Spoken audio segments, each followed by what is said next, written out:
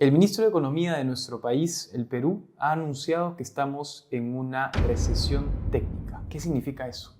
¿Deberíamos alarmarnos? ¿Deberíamos tirar todo por la ventana? Hoy día vamos a poder entender a profundidad, de manera muy sencilla, qué es la recesión, qué es el PBI y cómo actuar. Sin más rodeos, soy Daniel Bonifaz, esto es Hablemos de Negocios.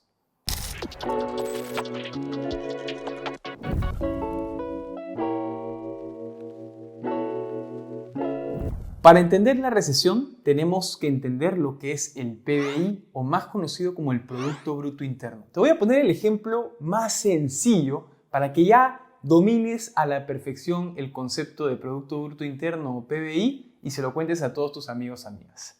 Imaginemos que tú fundas un pueblito y ese pueblito está también dos personas, ¿ok? Tú eres el alcalde de ese pueblito y la persona A lo que hace es, ¿sabes qué? Quiero poner mi panadería. Entonces invierte 100 soles para poner su panadería y vender bolsas de pan a 10 soles.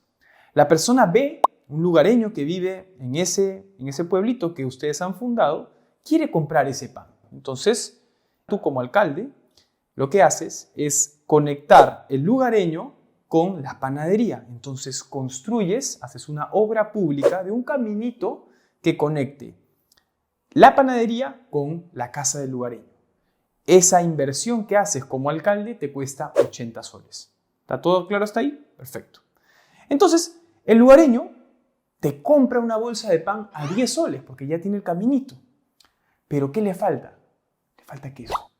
Entonces, ¿dónde consigue el queso? Justo hay un pueblo vecino donde venden queso y lo venden a 20 soles. Entonces, la persona importa el queso a 20 soles.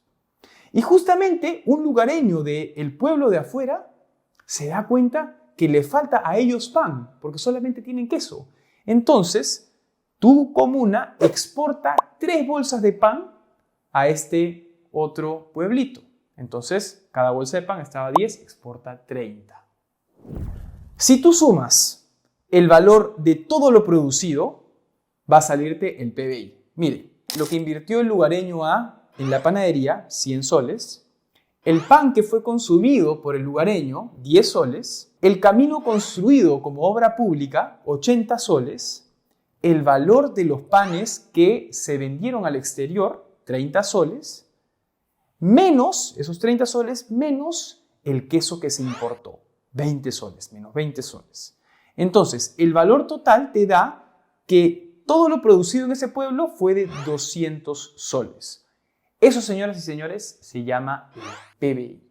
La fórmula es, el PBI es igual al consumo más la inversión más el gasto público más, abre paréntesis, exportaciones menos las importaciones. Eso, señores, es el PBI. Muy bien, el ministro de Economía ha dicho, y cito, oficialmente la economía peruana se encuentra en recesión económica. ¿Qué hacemos? Vamos a entender en primer lugar por qué estamos en recesión económica. Volvamos al ejemplo del pueblito que fundaste con las dos personas más.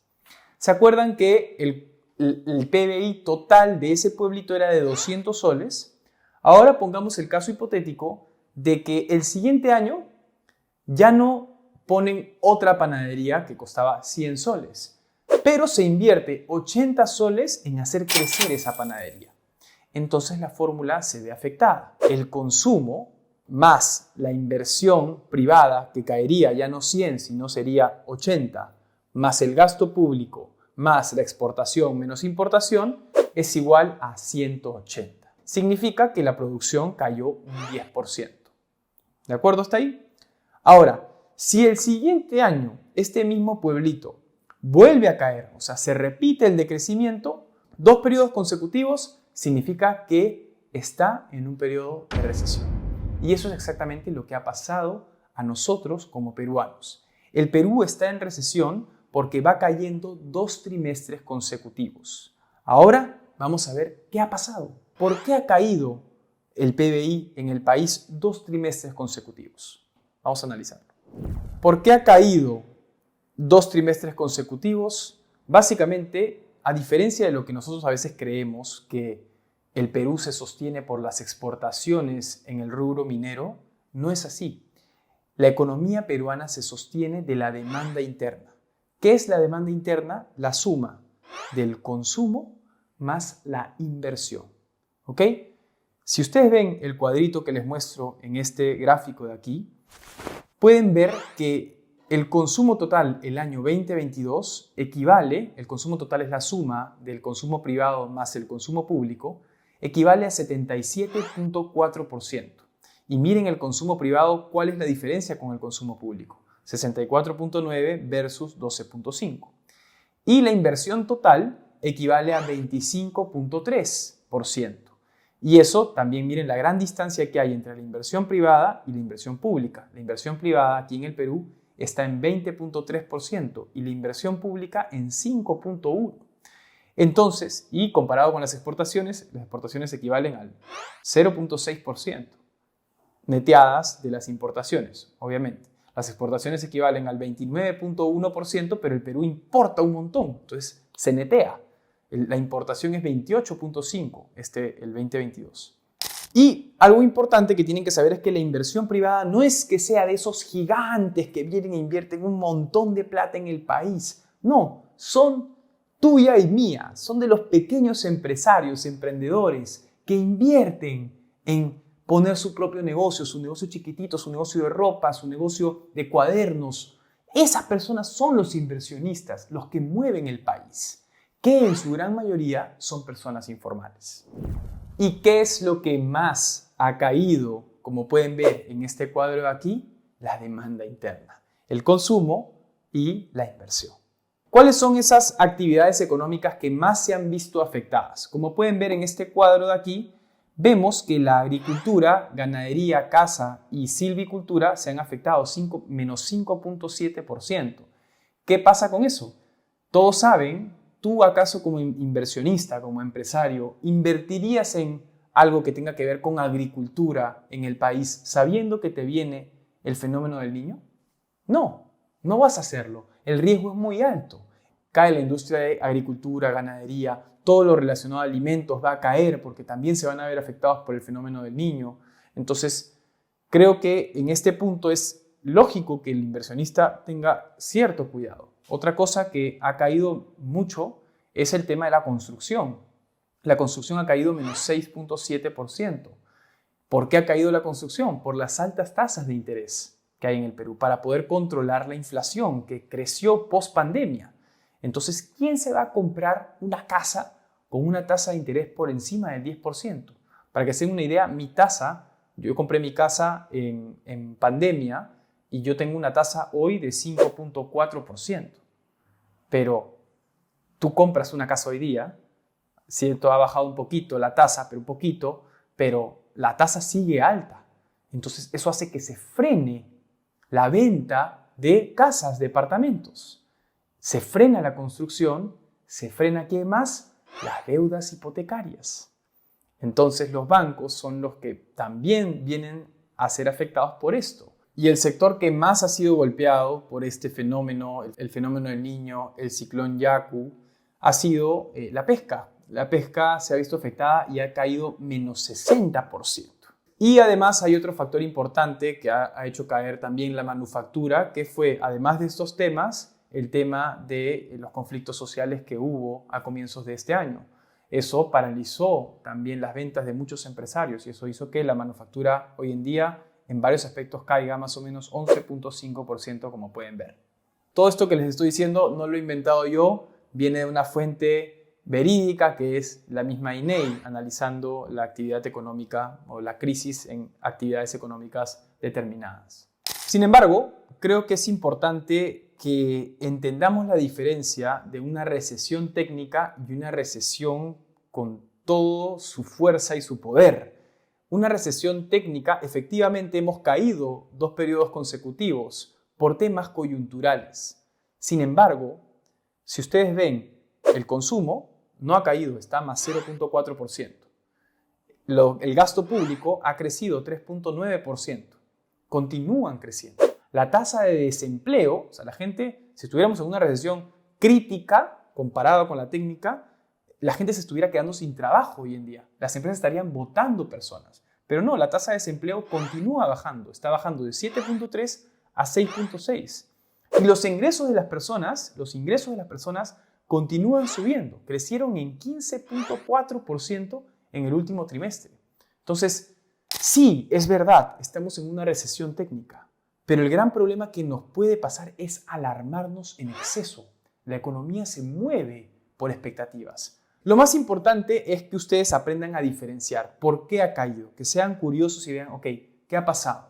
Siempre den doble clic cuando haya una información relacionada a la economía del país y ves qué está pasando y ponlo en contexto, bájalo en algo como si te pasara a ti. Tú como inversionista, como empresario inversionista, no vas a invertir en pesca, no vas a invertir en agricultura, con todo el fenómeno que te viene. Es algo normal, es un comportamiento natural del ser humano. Evita los riesgos lo más posible.